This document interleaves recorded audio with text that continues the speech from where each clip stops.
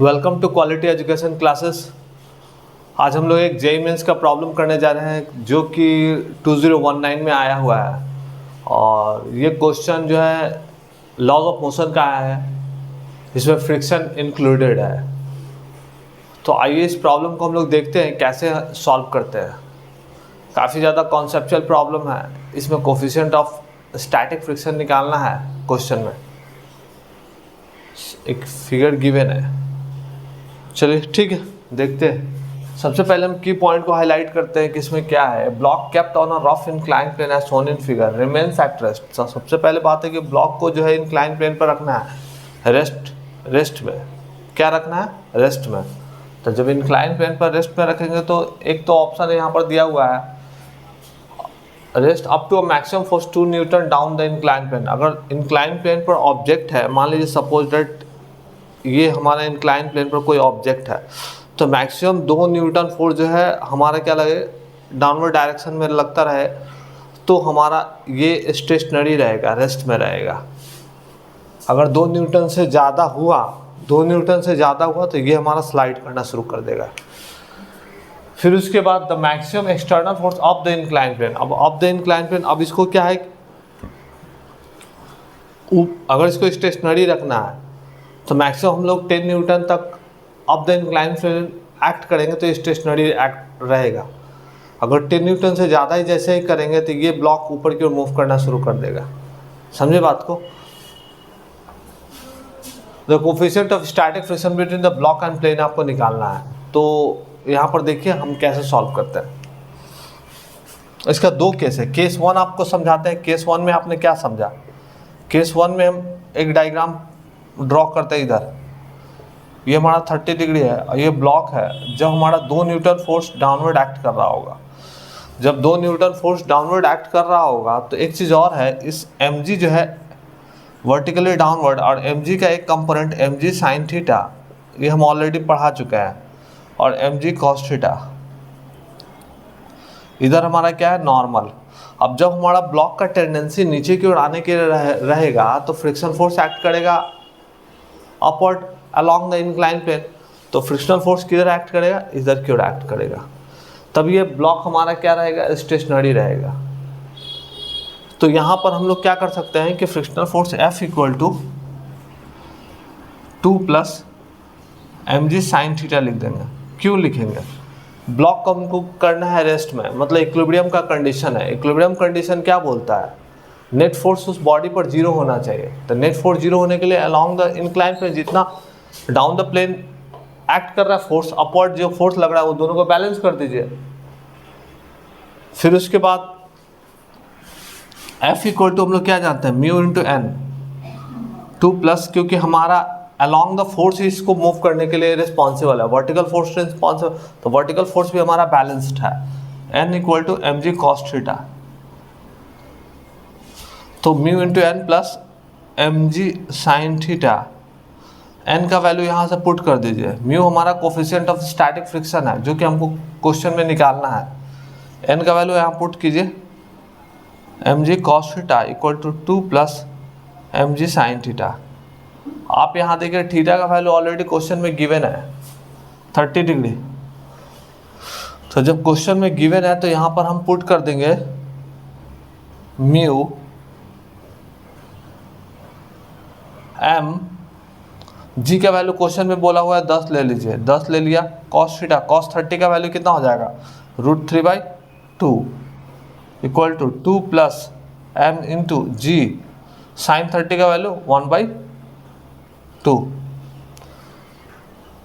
तो जी का वैल्यू यहाँ भी 10 ले लीजिए, 2 से इसको काट दीजिए 5, फिर 2 से इसको काट दीजिए 5, तो क्या हो गया हमारा 5√3 म्यू और m equal to 2 plus 5m। ये इक्वेशन 1 हो गया। क्या हो गया? इक्वेशन 1। सेकेंड हम केस 2 बनाते हैं। तो केस 2 में आप देखिए क्या होगा।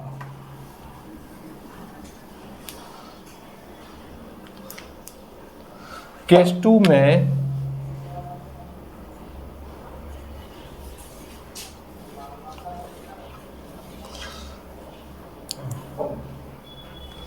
केस 2 हमारा क्या है कि ब्लॉक जो है ऊपर की ओर 10 न्यूटन का फोर्स एक्ट कर रहा है। तो ब्लॉक पर जो ऊपर की ओर 10 न्यूटन का फोर्स एक्ट करेगा तो एक mg एक्ट करेगा इसका डाउनवर्ड डायरेक्शन में, और mg का एक कंपोनेंट इधर एक्ट करेगा mg साइन थीटा। और जब ऊपर की ओर टेंडेंसी जब ब्लॉक की रहेगी जाने की, लेकिन हमारा रेस्ट में है, फोर्स ऊपर की ओर लग रहा है, तो फ्रिक्शन फोर्स हमारा क्या करेगा, अपोज करेगा। तब फ्रिक्शन फोर्स जो होगा opposite to the applied force act करेगा। तो यहाँ पर हम लोग क्या लिख सकते हैं, tan equal to mg sine theta plus f। तो यहाँ पर tan equal to mg sine theta plus mu mg cos theta लिख सकता हूँ। म्यू इंटू एन, एन का वैल्यू mg cos थीटा है यहाँ भी, क्योंकि mg cos थीटा इस डायरेक्शन में एक्ट कर रहा है और नॉर्मल जो है हमारा अपवर्ड एक्ट कर रहा है, तो नॉर्मल हमारा mg cos थीटा के बराबर है। तो फ्रिक्शनल फोर्स यहाँ से हम लोग एक फिर इक्वेशन सेट करेंगे। इसको कैसे लिख सकते हैं, 10 इक्वल टू m इंटू जी का वैल्यू 10/2 साइन 30 1/2, सॉरी 10/2 नहीं, यहाँ पर 10 ही लिखे, साइन 30 1/2 प्लस म्यू m जी का वैल्यू 10 cos 30 √3/2। तो यहाँ से 2 से 5 कट गया, तो 10 इक्वल टू 5m प्लस 2 से 5 कट गया 5√3 म्यू इंटू एम। ठीक है, तो ये इक्वेशन हमारा 2 हो गया, ये हमारा इक्वेशन 1 है। तो इक्वेशन 1 और इक्वेशन 2 को हम लोग इंटर रिलेट कर लेंगे। क्या कर लेंगे, इंटर रिलेट। तो कैसे करेंगे, यहाँ देखिए, ये इक्वेशन 1 है, ये इक्वेशन 2 है। आप क्या कीजिए कि 5m दोनों जगह है, तो 5m दोनों जगह है, मैं थोड़ा इरेज कर दे रहा हूँ। इरेज करने के बाद फिर आगे लिखता हूँ।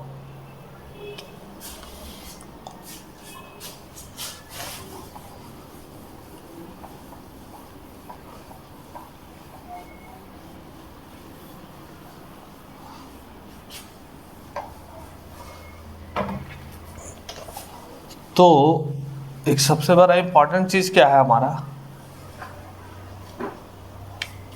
इक्वेशन 1 हमारा क्या है, 5√3 mu m equal to 2 plus m। तो हम यहाँ से 5m इक्वल टू लिख सकते हैं, 5m equal to 5√3 mu m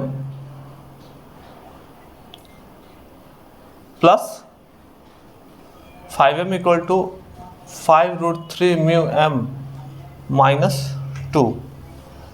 वहाँ से भी अगर सेकेंड इक्वेशन से अगर 5m निकालेंगे तो क्या लिख सकते हैं, tan minus 5√3 mu m।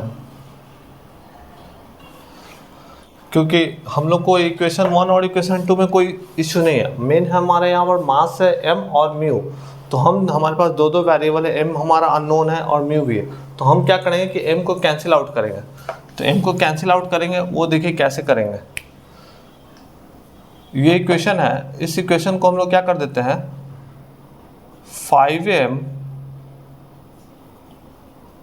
5√3 mu m minus 5m equal to 2 लिख सकते हैं। यहाँ से m कॉमन ले लीजिए, 5√3 म्यू माइनस 5 इक्वल टू 2। इस इक्वेशन में आप देखिए, इस इक्वेशन में क्या करेंगे, इसको इधर लेके आ जाते हैं। तो 5m plus 5√3 mu m equal to 10। तो यहाँ से भी m कॉमन ले लीजिए, m कॉमन ले लीजिए, कितना हो 5 प्लस 5√3 म्यू इक्वल टू 10। अब यहाँ पर क्या है कि हमारा दो इक्वेशन है। अब ये इक्वेशन को इसके इक्वेशन से डिवाइड कर देते हैं, डिवाइड कीजिएगा तो m कैंसिल आउट हो जाएगा। तो m 5√3 म्यू माइनस 5, इधर 5 प्लस 5√3 म्यू m।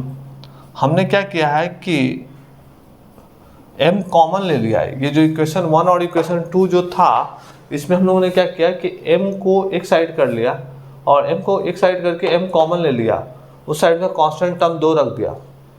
नेक्स्ट इस इक्वेशन में भी हम m कॉमन ले लिया है और ये वाला पार्ट m कॉमन ले लिए हैं और m कॉमन लेके हम लोगों ने सिंपल कांस्टेंट टर्म को उधर रख दिया और m को, तब फिर क्या किया मैंने डिवाइड कर दिया। डिवाइड करने के बाद m कैंसिल आउट हो गया। अब मेरा क्या है, जो कोफिशिएंट ऑफ फ्रिक्शन निकालना है उससे हमको निकल जाएगा। 2 से 1 क्या हो गया 5। अब इसको क्रॉस मल्टीप्लाइड कीजिए तो कितना हो जाएगा 25√3 म्यू माइनस 25 इक्वल टू, इधर कीजिएगा तो कितना होगा 5 + 5√3 म्यू। इसको उधर भेज देते, इसको इधर लेके आ जाते, तो 25√3 म्यू उसको अगर इधर लाएंगे तो कितना हो जाएगा 25√3 mu minus 5√3 mu equal to 5 + 25 हो जाएगा और 25 में से 5 चला जाएगा कितना हो जाएगा 20। तो 20√3 म्यू इक्वल टू इधर कितना हो जाएगा 30, तो म्यू का वैल्यू कितना हो जाएगा 30/20√3। तो यहाँ से अगर हम काटना चाहेंगे तो कैसे काटेंगे 3 20 10 33 10 दूनी 20, तो 3/2√3। अब एक चीज़ और है, √3 को ऊपर से भी काटा जा सकता है ना कि ऊपर, तो √3/2 जो है हमारा आ जाएगा। तो √3/2 कौन सा ऑप्शन है, ऑप्शन बी। मेन क्या था एक जगह, क्या यहाँ पर मास और म्यू 2 टर्म्स थे जो कि एक साथ इंटर रिलेटेड थे और हमने क्या किया कि मास को एक साइड किया और कॉमन लिया, फिर से दूसरे इक्वेशन में मास को एक साइड लिया कॉमन लिया और फिर मैंने डिवाइड कर दिया। डिवाइड करने के बाद क्या हो गया हमारा मास टर्म्स कट गया और म्यू का वैल्यू इजीली कैलकुलेट हो गया। तो इसी तरह के हमारे वीडियो चैनल पर आते रहेंगे। हमारे चैनल को आप लोग लाइक कीजिए, सब्सक्राइब कीजिए। मिलते हैं नेक्स्ट वीडियो में। थैंक यू, धन्यवाद।